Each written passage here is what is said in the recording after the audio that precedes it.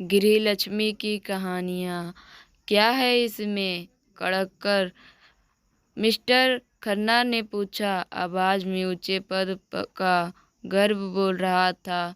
जी खोटे सिक्के हैं। वहाँ मेरा बाबा खोटे सिक्के चुन रहा है। उसी ने भेजे हैं।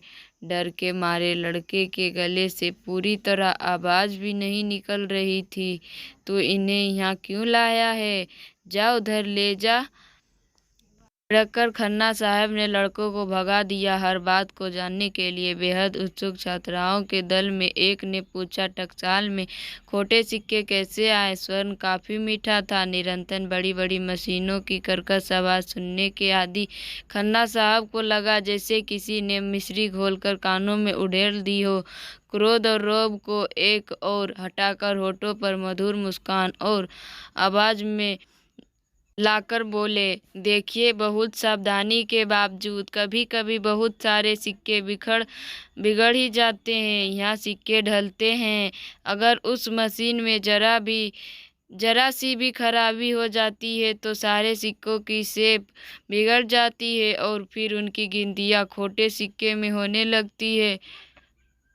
टकसाल वाले करते क्या है इन खोटे सिक्कों का? एक और से प्रश्न आया। चला देते होंगे और क्या, देखती नहीं बाजार में कितने खोटे सिक्के चलते हैं? बड़े ही शौक ढंग से दूसरी ओर से शंका का समाधान हुआ।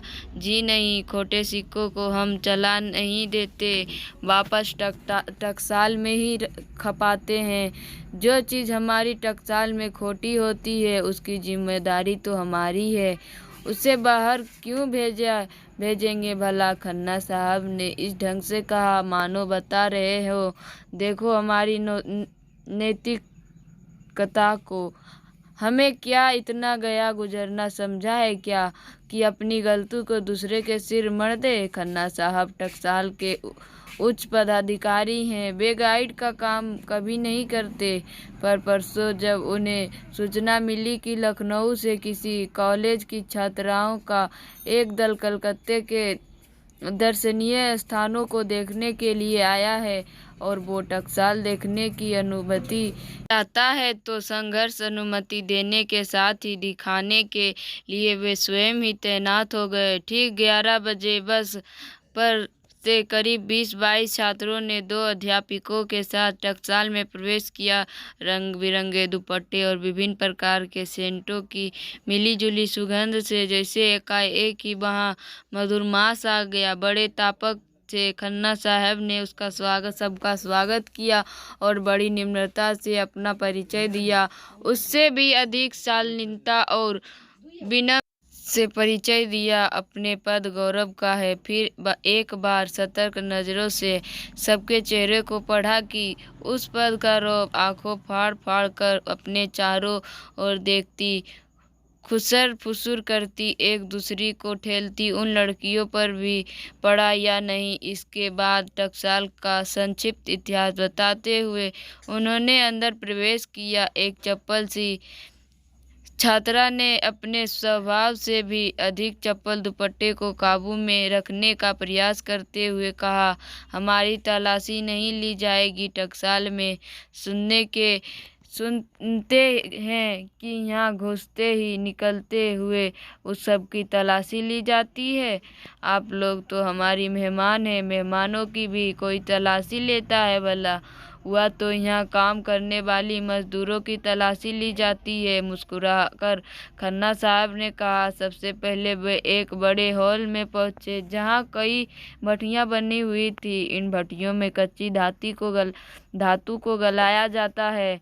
यह कहकर जैसे ही खन्ना साहब ने एक भट्टी के मुंह का ढक्कन खोला कि भट्टी के पास झुंड लगाकर खड़ी लड़कियां झटक कर खाकर 2 कदम पीछे हट गई। आग की एक लहर जैसे सबको झुलसा गई। खन्ना साहब ने बताया, यह तो साधारण भट्टी है, आपको बिजली की भट्टी भी दिखाऊंगा। उसमें तो आप बिना रंगीन चश्मा चढ़ाए देख भी नहीं सकती, लगता है जैसे सूरज सामने उतर आया हो।